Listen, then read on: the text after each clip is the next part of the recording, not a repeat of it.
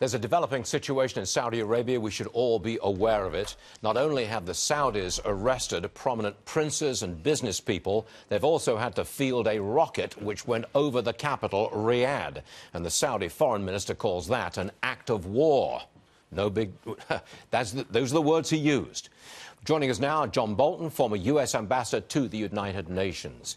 It looks to us, sir, and you know more about it than I do, looks to us like they're preparing for war. Iran versus Saudi Arabia, very close to it. What say you? Well, I think that's probably accurate. I think the Iranians have a long-range strategy in the region. It's too bad the United States doesn't have one to counter it.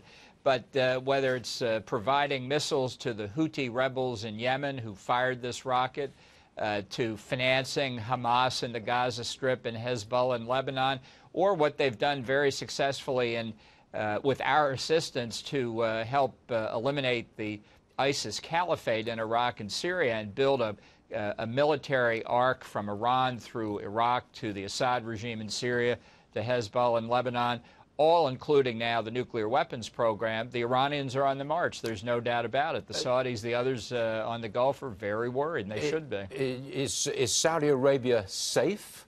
Give us an assessment of their position here. They've arrested all these people. They've concentrated power in the hands of a 32-year-old young man. Are they safe?